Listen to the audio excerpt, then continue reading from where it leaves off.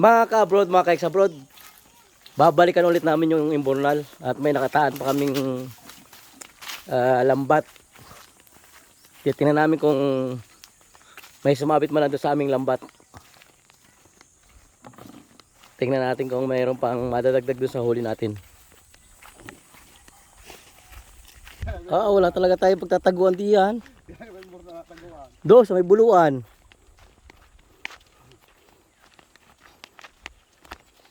Dito sa may puno ng niyog.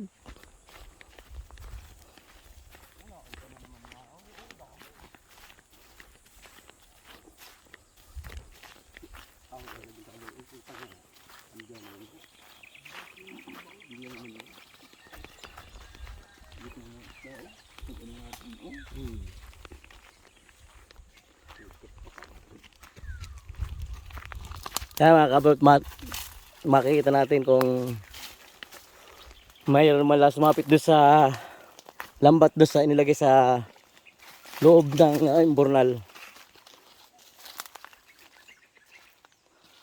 Grabe ang init.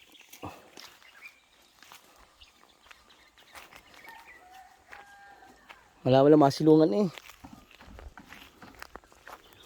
Ito pinakamagandang silungan.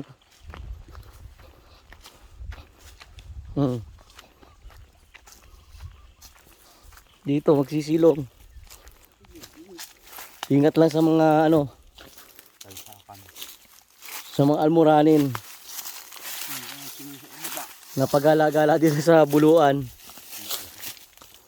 Minsan dito dati may mga ahas dito eh.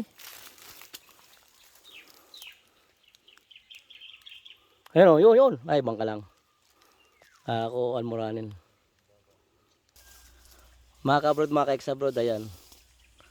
Sad to say, walang huli yung nakataan na lambat. Wala man lang bumangga kahit isa. At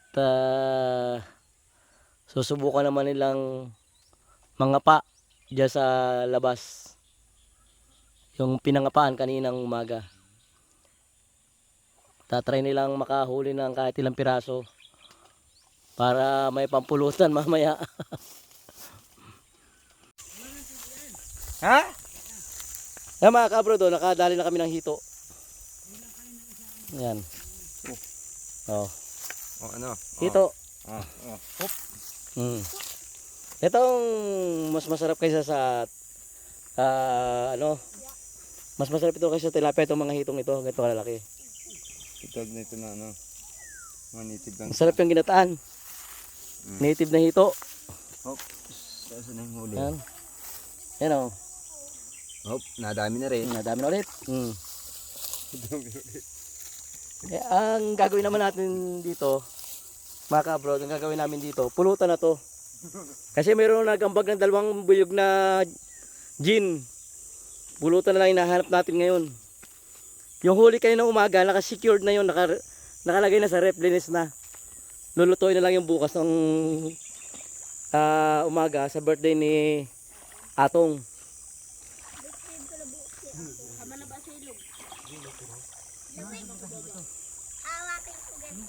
Itong mahuhuli nila ngayon ay pampulutan na lang daw ito, pampulutan. Pampulutan.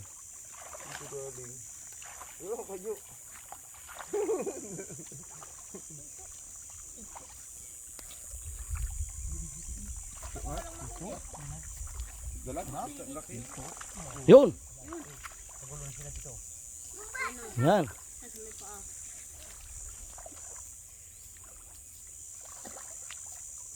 Although exciting yung panghuhuli, pero sa kabilang lahat, ramdaman pa rin yung init. Mainit pa rin. Pero sa kanila, baliwala yan, oh. Mga sanay na to mga to eh. Tayo naman, 16 years tayong nawala dito sa probinsya. 16 years tayong napalayo, napariwara. Kaya hindi na natin makere ngayon yung init. Yung init ba? Nakakapaso ba ng balat? Kailangan natin tumago. Retreat muna tayo, retreat. Dito ulit tayo sa ating pinanggalingan, retreat. At talaga mainit. Retreat. Dito tayo sa ating may makasama tayo dito ng bata ngayon. Ayun, oh. Kasama tayo mga bata ngayon. Oh.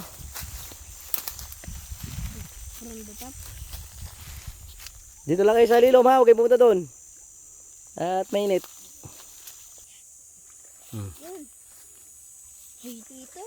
Dalag. Ito mga kabrod, oh, bulig. Ito, kasarapan to, kasarapan to. Sa ibang lugar, yung itong ganito kalalaki, gahing lalaki ng paa, ito yung hinahanap nila, ito yung mas mabenta sa palengke kaysa doon sa malalaki. Madami na ulit. Yan, kinakamatisan yan. Yan, bulig. Ay, ikaw si Tantam? Tamtan. Tantan. Tamtan? Tantan. Ah, Tantan. Ba't ka taniniwan? Kapatid mo si Daniel? Oh, sabi ko na eh. Hoy na! Yan mga kabrodo, bulig. Ito, masarap to, masarap to. Masarap to mga ganito kalalaki. Gahin lalaki ng paa. Mga bulig. Malaki pa ah. Kanina pinakamalaki. Gagahita. Malaki din. Mas masarap yan kasi doon sa masyado ng malalaki, yung mga gahita, gabinte, gabraso. Tilapia. Mas masarap yung ganyang bulig. Ningot yung tag dito. Yung dito ang laki. Ayan o, may huli naman tayo mga kabrod, mga kaiksabrod oh. Huli ni Utaw. Malaki, malaki. No, ayan o. Aba, pwede na no.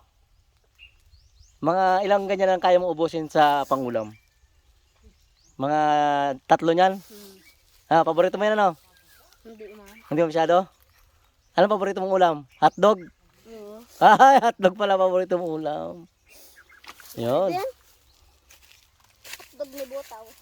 Hotdog ni Butaw. Kaya mga kabrodo, may huli na naman. May huli naman. Ayan. Hop. Huwag na tantan at baka dumihan ka. Yun. Ang laki. Mayroon naman tayong mga huli mga kabrod. Kanina akala ko yung masisiro na naman eh. Lagay mo ba pa sa lato? Alagaan mo. Hito. Meron pa? Yan na, hito. Meron pa kay Mar? Ha? Meron pa? Wala nang ano yan. Wala nang tibo yan. Wala din daw tibo yan.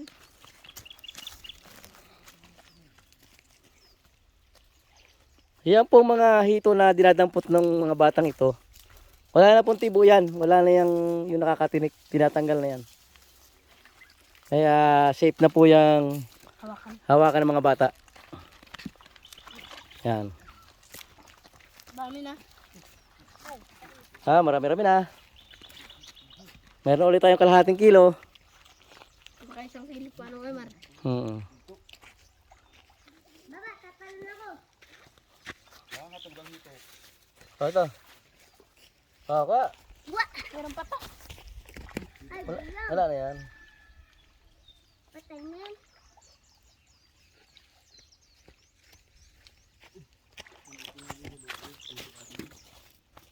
Laki. Kanina ano ko Mar, pag manunay, gawa mo laki. Hmm. Okay mga kabrod, pack up na kami. Okay na yung huli na yun.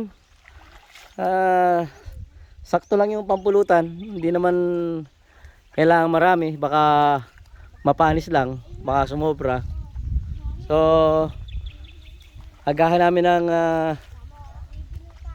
pag-uwi at maglilinis pa ng mga huli. Tapos lulutuin. At mamaya nga, tulad na sabi ko, pulutan to mamaya. Itong mga huli na ito. Ang huli natin mga kabrod ay ano to, mahigit 1 kilo to.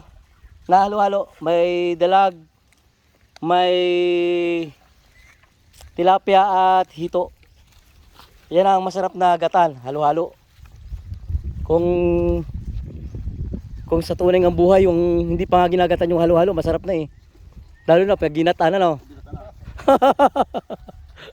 Okay. Bawi na kami. Okay na. Tilapia. Ay, ang ulan, oh, nagbabadya, oh. Nangingitim na naman ang kalangitan. Oh. Masarap nga ito ibuhos itong ulan na ito para lumamig-lamig ang paligid. Ano yung tilapia? Dito, tilapia na niya mo. Diyan nga, diyan ka nakahuli sa ano, diba? Bukas ang umaga, dyan na uli yung sa loob. Bulag-bulag yung kanina eh. Pinatubukan pa ni Apo. Daming hito. Yan na dahil yung hito. Sa loob. Ayan mga kabrod, mga kaeksabrod, kinilo ulit natin yung ating huli ngayong hapon. At kulang-kulang 2 kilo. Kulang-kulang 2 kilo yung ating halo-halong nahuli. Remix. Sabi nga, ayos yan. Masarap yung ginataan. Kaya mo timbat, papatayin natin. Okay. Yung mga hito. Linis-linis at ating gagatan. Kaya mo timbat, papatayin natin. At ito na nga mga kabrod, mga kaeksabrod. Malinis na yung ating mga isda na pinaghalo-halong hito, dalag at tilapia. At ngayon naman ay nagkakayod na ng niyog. 2 kabuong niyog ang ating igagata dyan para malinamnam, masarap. At talagang wow na wow. At eto, luya. Dadamihan natin ng luya. Hindi naman tayo naghihirap sa luya. At yan nga mga ka-abroad, mga ka-ex-abroad, kinamada na yung ating isda. Itong pinaghalo-halong hito, dalag, at tilapia. Nasa ilalim yan ang napakaraming luya. So, lulutuin muna namin yan sa suka. Okay, mga ka-abroad, mga ka-ex-abroad, nilagyan na ng suka. Mayroon niya suka, mayroong paminta, sibuyas, bawang, at luya sa ilalim. So, mayroon na ring Ajinomoto. Okay? Start natin at ating tatakpan. Yan. Start. And tinakpan. Ayan mga kabrod, mga kaeksabrod. Maya-maya lamang ay atin na yung gagataan. Hanggang sa maluto na ang ating adobo sa gata na hito, dalag at tilapia. At ito na nga mga kabrod, mga kaeksabrod, ang huling bahagi ng ating adobo. Adobo sa gata. Ito na. Ilalagay natin ang kakang gata. Isang gata lang ito. Yun. Isang gata lang yan, ayos yan. Pag yan medyo kumunti-kunti na yung sabaw niyan ay talagang panarap na yan. Timplado na yan mga kabrod, kompleto na yan, timplado na yan. Ito mga kabrod ang ating ilalagay, siling demonyo. Ito ano klaseng sili ito? Parang yung California, ano to eh? California chili. Yung kinain dati ni Boy Tapang. Babawas na tayo. Oo, ito yung kinain ni Boy Tapang, yung siling yan. Hindi natin ilalagay lahat. Babawas na tayo na konti, talaga madidimon yung kakain ito. Kunti lang. Oo, konti lang. Dahil napakatapang yan. Napakatindi ng hanghang yan. Demon yung siling yan. Kala ko baby. Tingnan nyo ng mga kabro. Ito, sarap ng sabaw kahit wala pang siling demonyo. Lalagyan pa ito natin ng kaunting siling demonyo. Lalagyan din natin ng kaunting talbos ng siling labuyo para paipik lang. Ayun o, yan, ilagyan natin ng kaunting siling demonyo. At talaga nga mga kabro, napakaanghang yan. Yung siling yan. So, yun mga kabrod. Nilagyan na natin ng ilang pirasong dahon o talbos ng siling labuyo.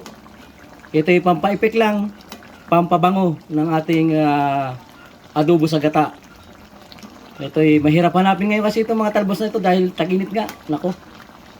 Napakahirap. Kaya ito lang ang inabot. Pero tingnan nyo naman kung gaano kasarap. Sa tingin pa lang ay talaga mapapawaw kayo. Mapapawaw, again and again and again. Tama lang. Kalahati lang yun.